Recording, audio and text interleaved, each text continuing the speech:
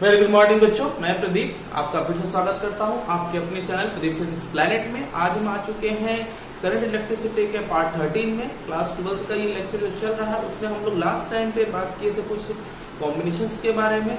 I hope आपने देख लिया होगा क्या था कॉम्बिनेशन और उसके कितने न्यूमेरिकल्स हैं, और वो न्यूमेरिकल्स के कुछ फैक्टर्स जो हम लोग लास्ट टाइम डिस्कस कर चुके थे। आई होप आपने देखा होगा। तो आज हम लोग डिस्कस करने वाले हैं सेल के बारे में और सेल के टाइप्स के बारे में। लास्ट टाइम मैंने बताया था सेल क्या होता है। सेल एक कॉन्सेप्ट है, सेल एक यूनिट है, एक ऐसा कॉन्सेप्ट, एक ऐसी यूनिट जिसके थ्रू हम क्या करते हैं, केमिकल एनर्जी को इलेक्ट्रिकल एनर्जी में ट्रांसफॉर्म करते हैं। तो ये कहानी इतनी आसान नहीं होगी। सेल को वापस से हम लोग यूज कर लें या फिर सेल को हम केमिकल एनर्जी से इलेक्ट्रिकल एनर्जी में यूज कर लें, इतना आसान नहीं होता ये दौर। इसके लिए कॉन्सेप्ट है मेरे पास। देखिए, जब मैं सेल के बारे में बात करता हूँ तो सेल की मैंने डेफिनेशन कल बता रखी थी। डेफिनेशन आप लिख ही लोगे, ठीक है। It is the unit device या unit system by which we can change और transform chemical energy into electrical energy. मतलब रासायनिक ऊर्जा को वैद्युत ऊर्जा में बदलने की एक छोटी सी इकाई है। ओके ना, तो सेल की जब मैं बात करता हूं तो मेरे पास देखिए सबसे पहले इंपॉर्टेंट क्या हो जाता है। सबसे पहले मेरे पास इंपॉर्टेंट हो जाता है एक जार जिसमें हमने क्या करना है, इलेक्ट्रोलाइट ले लेना है। ठीक है, ये लीजिए, मैंने इलेक्ट्रोलाइट ले लिया। इलेक्ट्रोलाइट मतलब होता है वेल घट, इसको कहते हैं इलेक्ट्रोलाइट। ठीक है, electrolyte means what, just like जैसे NaCl सोल्यूशन हो गया, कॉपर सल्फेट का आपका सोल्यूशन हो गया, H2SO4 का सोल्यूशन हो गया, HCl का सोल्यूशन हो गया, और इसमें आपने कोई दो मेटल के डिफरेंट मेटल के रॉड आपने डुबो रखा है। ठीक है, ध्यान रखिएगा दोनों मेटल सेम कैटेगरी के ना हो, दोनों की प्रॉपर्टीज जो है वो डिफरेंट हो। तो डिफरेंट होने का मतलब ये है कि एक की इलेक्ट्रोनेगेटिविटी दूसरे की इलेक्ट्रोनेगेटिविटी अलग अलग होगी, तो आयंस जो है वो सेपरेट रहेंगे।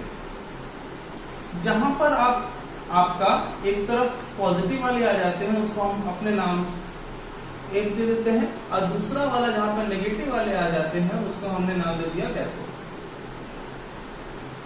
ओके, तो इस वाले टर्मिनल को हम यहाँ पे एक टर्मिनल, यहाँ पे एक टर्मिनल दे देते हैं, और इस वाले रॉड को हम साथ में कहते हैं इलेक्ट्रोड्स। ठीक है, रिमेंबर इलेक्ट्रोड्स। तो ये हमारे पास इलेक्ट्रोड्स हो गए। ये जो सोल्यूशन है वो NaCl का सोल्यूशन होगा, तो ये आपका Na+ और Cl- से ब्रेक होगा। और अगर Cu कॉपर सल्फेट का होगा CSO4 का, तो वहां पे Cu++ और SO4- के फॉर्म में ब्रेक डाउन होते हैं, और इस तरीके से आयंस कलेक्ट हो जाते हैं इलेक्ट्रोलाइट की वजह से इलेक्ट्रोड्स पर। ओके, तो ये कहानी टोटल हो जाती है। ये जो आपने चीजें सुनी है ये एक सेल के अरेंजमेंट को बताता है। जब आपको जोड़ना होता है तो आप इसको ले करके एक यहाँ पर बल्ब से कनेक्ट कर देते हो, ये कुछ इस तरीके से, और ये सर्किट आपकी हो जाती है कंप्लीट, और फिर उसके बाद मूवमेंट हो जाता है स्टार्ट। कहानी यहाँ पे क्या देखने को मिल रही है, तो यहाँ पे आप ध्यान देने वाली बात यह है कि सेल के लिए दो हमें इंपॉर्टेंट फैक्टर्स जरूरी है। एक तो आपके डिफरेंट मटेरियल के इलेक्ट्रोड्स, और वहीं दूसरी में बात करूं इलेक्ट्रोलाइट की। ठीक है, तो हमारा सेल हो गया। देखिए बच्चों, सेल को हमने दो कैटेगरी में रखा हुआ है। ठीक है, कौन कौन सी कैटेगरी में रखा हुआ है, तो सेल को मैंने दो कैटेगरी में जो रखा हुआ है उसमें से एक कैटेगरी है आपका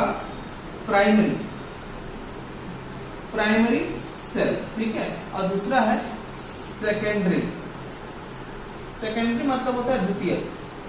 एक है प्राथमिक सेल और दूसरा है सेकेंडरी मतलब द्वितीयक सेल। प्राइमरी सेल क्या होते हैं बच्चों, प्राइमरी सेल देखिए वो सेल जिनको हम दोबारा से यूज ना कर सके। एक बार आपने उसको डिस्चार्ज कर लिया तो दोबारा डिस्चार्ज करने के लिए या फिर दोबारा चार्ज करने के लिए मेरे पास कोई मेथड ना हो, वन टाइम यूज होते हैं। तो ऐसे सेल जिसको वन टाइम यूज किया जाता है, एक बार डिस्चार्ज हुआ दोबारा चार्ज नहीं कर सकते हैं, ऐसे सेल को हम प्राइमरी सेल कहेंगे। ठीक है, तो प्राइमरी सेल में बच्चों आप लिख लेंगे वो सारे सेल जिसको दोबारा चार्ज आवेशित ना कर सकते। एग्जाम्पल के तौर पे बच्चों क्या होता है, वोल्टिक सेल। ठीक है, voltaic cell, okay, Daniell cell और लेक्लांशिया सेल।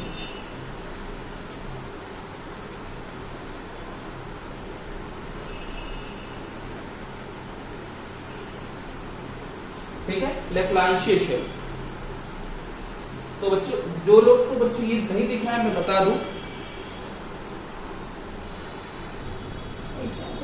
तो वोल्टिक सेल, लैग्रांज सेल और डेनियल सेल, बस उसमें इलेक्ट्रोलाइट के बेसिस पर ये डिफरेंट होते हैं, ठीक है। जहाँ पे आपको केवल यहाँ पर यही पढ़ना है कि ये कौन कौन से सेल के अंदर में आते हैं। वही मैं बात करूं अगर द्वितीयक सेलों के बारे में, तो मतलब सेकेंडरी सेल वो सेल है जिसको दोबारा से आप यूज कर पाते हैं। दोबारा से यूज करने का मतलब आपने एक बार डिस्चार्ज कर लिया है तो दोबारा आप इसको चार्ज करके यूज कर सके। तो ऐसे सेलों में देखिए आपका आता है लेड एल्कलाइन, ठीक है, मतलब इसको हम लोग सीसा संचायक सेल कहते हैं, लेड एल्कलाइन सीसा संचायक सेल।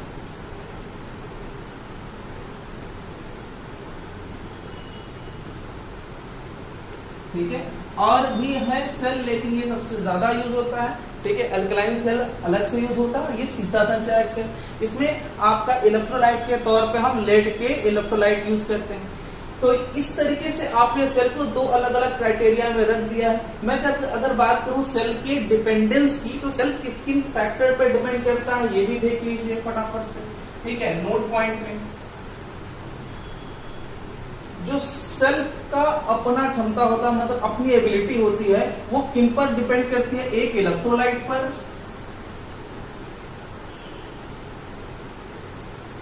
और दूसरी इलेक्ट्रोड्स पर, ठीक है। ये दो फैक्टर्स आप याद रखें, बाकी साइज वगैरह के बारे में भी हम लोग डिस्कस करेंगे, ठीक है। आइए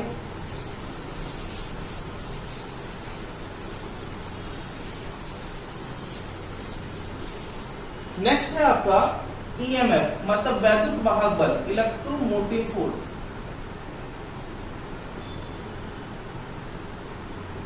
इलेक्ट्रोमोटिव फोर्स, ईएमएफ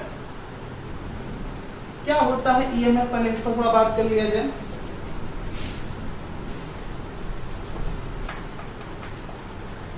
ईएमएफ, ठीक है। देखिए सिंपल से अगर मैं बात करूं किसी सर्किट, किसी सेल के बारे में, तो ईएमएफ को देखिए दिखाया जाता है, ये एक तरीके से विभवांतरी है, ठीक है। इसको बस बोलने का कॉन्सेप्ट है, ये एक तरीके से हमारे दिमाग में एक ऐसी क्राइटेरिया क्रिएट करता है, मतलब फोर्स होने की ऑब्जर्वेशन देता है, लेकिन ये गलत है। ये फोर्स नहीं, इवन एक तरीके की एनर्जी है, एक तरीके से ये पोटेंशियल डिफरेंस है जो कि सेल के सिरों के बीच में होता है। आप ऐसे समझ लें कि सेल की वो रिक्वायर्ड एनर्जी या सेल की वो एबिलिटी जिससे वो यूनिट चार्ज को एक पॉइंट से, एक इलेक्ट्रोड के एक एंड से दूसरे इलेक्ट्रोड के दूसरे एंड तक ले जाने की क्षमता रखता है। इसे हम कहते हैं आपकी ईएमएफ, इलेक्ट्रोमोटिव फोर्स। ध्यान दीजिएगा डेफिनेशन क्या क्रिएट होकर के आ रही है, वो डेफिनेशन सिमिलरली वही होगी जो आपने विद्युत विभवांतर का मतलब इलेक्ट्रिक पोटेंशियल डिफरेंस का पढ़ा हुआ है।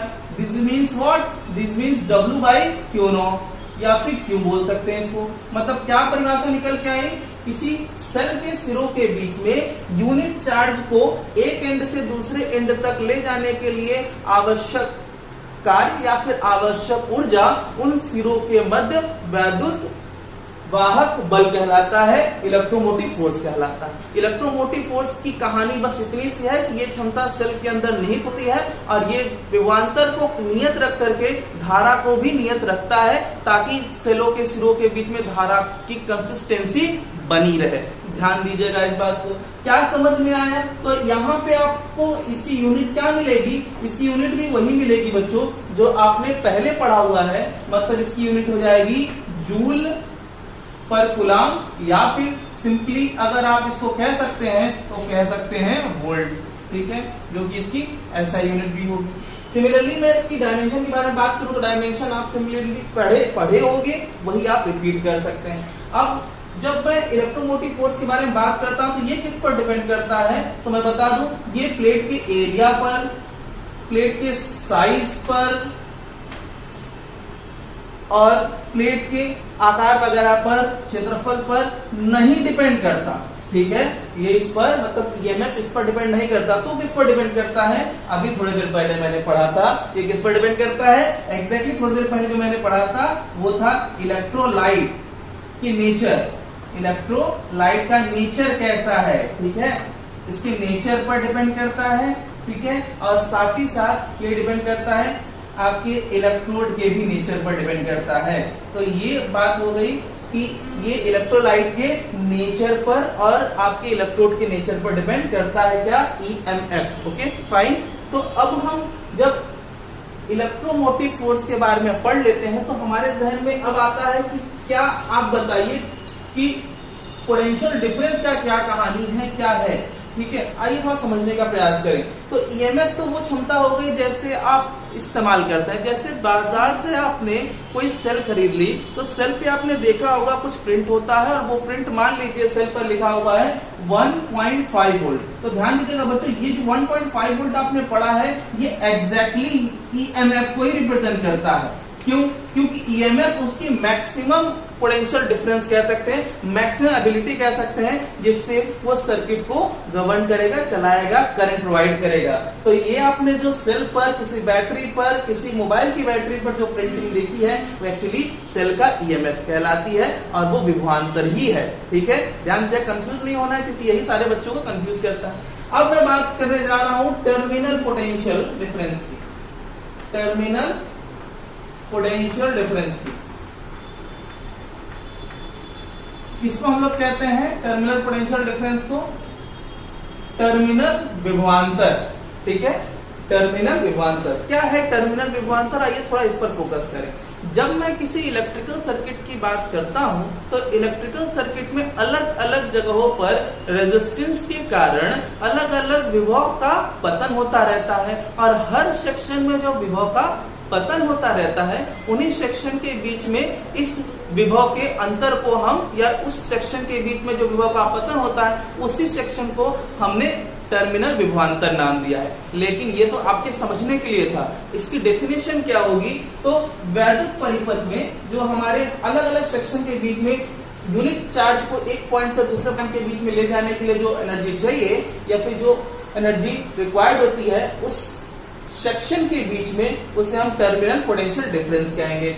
जैसे फॉर एग्जांपल मैं बात करूं एक छोटे से एग्जांपल से, तो ये मेरे पास एक सर्किट है और ये सर्किट को आपने क्या किया, किसी सेल से जोड़ दिया। इस सेल की वैल्यू को तो आप ईएमएफ कहेंगे, लेकिन जहां जहां आप दे रहे हैं, जैसे R1 पर दे रहे हैं, R2 पर दे रहे हैं और R3 पर दे रहे हैं, तो इस सेक्शन के बीच में जो वोल्टेज होगा, यहाँ जो पोटेंशियल ड्रॉप होगा, इस सेक्शन के बीच में यहाँ जो पोटेंशियल ड्रॉप होगा, इस सेक्शन के बीच में यहाँ जो पोटेंशियल ड्रॉप होगा, हर सेक्शन के बीच में जो विभव का पतन आप देख रहे हैं उसी को हम लोग कहेंगे टर्मिनल पोटेंशियल डिफरेंस। तो इसकी भी सिंपली परिभाषा मतलब डेफिनेशन यही होगी, W/Q। ठीक है, अब ये मत सोचिएगा बच्चों कि ये भी फॉर्मूला वही है वो भी यही है, तो फिर डिफरेंस क्या है? तो ये सर्किट में हर सेक्शन के बीच में होता है, हर सेक्शन के बीच में अलग अलग होता है, मतलब अधिक कम हो सकता है, लेकिन ईएमएफ आपके सेल की मैक्सिमम एबिलिटी होती है। तो सेल के ईएमएफ से आपको अलग अलग सेक्शन के बीच में वैद्युत टर्मिनल विभवांतर मिलेगा। ठीक है, तो टर्मिनल विभवांतर क्या है? किसी इलेक्ट्रिकल सर्किट में किसी दो पॉइंट के बीच में यूनिट चार्ज को एक पॉइंट से दूसरे पॉइंट तक ले जाने के लिए आवश्यक ऊर्जा, आवश्यक मतलब रिक्वायर्ड वर्क डन को उस पॉइंट के बीच में टर्मिनल विभवांतर कहते हैं। अगर मल्टीपल है तो बच्चों यहाँ पे आप मल्टीपल के लिए V1 plus V2 plus V3 ठीक है लिख सकते हैं, और ये जो आपने लगाया है वो ये है बच्चों। ठीक है, कुछ इस तरीके से आप लिख सकते हैं। तो ये है ईएमएफ और टर्मिनल पोटेंशियल डिफरेंस के बीच में रिलेशन। तो ये टर्मिनल पोटेंशियल डिफरेंस। पीडी थोड़ा सा और आगे बढ़ते हैं और थोड़ा और बारीकी से समझने की कोशिश करते हैं कि सेल और कौन कौन से इंटरनल प्रॉपर्टीज को कंटेन किया हुआ है। तो एक बात याद रखिएगा, नोट पॉइंट में मैं बता देता हूं आपको। नोट ये है बच्चों कि अगर मैं किसी सेल के बारे में बात करूं तो सेल जाना जाता है करंट की कंसिस्टेंसी की वजह से, और करंट का मतलब होता है आपका मूवमेंट ऑफ चार्ज। तो अगर मैं सेल के बारे में बात करता हूं तो सेल के मतलब कंटेनर के, ठीक है, कंटेनर में इलेक्ट्रोलाइट में जो मूवमेंट ऑफ चार्ज होता है, मूवमेंट ऑफ चार्ज होता है वो पॉजिटिव आयंस और नेगेटिव आयंस दोनों के वजह से होता है। ठीक है बच्चों, और जबकि मैं बात करूं सेल के बाहर इलेक्ट्रोड के बीच में, मतलब आउटसाइड द सेल, तो यहाँ पर केवल इलेक्ट्रॉन का मूवमेंट होता है, ठीक है। कहां पे? Electrons can be move outside the cell, ठीक है। याद रखिएगा बच्चों, क्या समझ में आया कि जो मूवमेंट होता है, याद रखिए कीवर्ड है सेल के अंदर ये पॉजिटिव और नेगेटिव दोनों की वजह से, और सेल के बाहर ये केवल इलेक्ट्रॉन के मूवमेंट की वजह से होता है। अब मैं बात करने जा रहा हूँ इंटरनल रेजिस्टेंस के बारे में। तो इंटरनल रेजिस्टेंस बच्चों क्या होता है, आइए समझ लें थोड़ा। तो इंटरनल रेजिस्टेंस देखिए बच्चों, जब मैं किसी पर्सन के बारे में बात करता हूं तो हर पर्सन के अंदर अपने ड्रॉबैक्स, अपनी कमियां, अपने प्रॉब्लम्स हैं, जिससे वो कंसिस्टेंट लाइफ में नहीं रह पाता और वो अपनी कंसिस्टेंसी को ब्रेक कर लेता है, कम हो जाती है उसकी, और उससे हम उसके ड्रॉबैक्स कहते हैं, जिसको खत्म तो नहीं करते, रिड्यूस करने की कोशिश करते हैं, सबके होते हैं। ऐसे ही मैं बात करूं किसी सेल की एबिलिटी है क्या, करंट की कंसिस्टेंसी को बनाए रखना, लेकिन मैं बता दूं कि सेल में ही एक ऐसे फैक्टर्स भी मौजूद होते हैं जो आपके सेल के अंदर विभव को ड्रॉप कर देते हैं, कम कर देते हैं। तो विभव के ड्रॉप कर देने की वजह से आपको कंसिस्टेंसी कुछ कम मिलती है। तो सेल के अंदर सेल का वह गुण जिससे वह सेल में ही विभव का पतन कर दे और आपको कुछ कम मात्रा में वोल्टेज मिले, करंट मिले, तो इस तरीके की प्रॉपर्टी सेल की इंटरनल रेजिस्टेंस, आंतरिक प्रतिरोध कहलाती है। वो सभी में होगी, उसको आप ब्रेक नहीं कर सकते। तो याद रखिएगा इंटरनल रेजिस्टेंस क्या है, फिर से रिपीट कर देता हूं। इंटरनल रेजिस्टेंस किसी वैद्युत सेल का वह गुण है जिससे वह सेल के अंदर विभव का पतन करता है। इसे हम किससे रिप्रेजेंट करते हैं बच्चों, स्मॉल r से। इसे आप हटा नहीं सकते, ठीक है, ये सब में होगा। तो ये इंटरनल रेजिस्टेंस किन किन फैक्टर्स पर डिपेंड करता है, ये हम बात करेंगे अगली क्लास में, और देखेंगे कि ऐसे कैसे हम इसको रिड्यूस कर सकते हैं। तब तक के लिए बच्चे बने रहिए, और जितने भी लेक्चर हम लोग पढ़ रहे हैं उसका नोट्स बनाते रहिए। अपना ख्याल रखिए, अगले लेक्चर का वेट करिए। जय हिंद।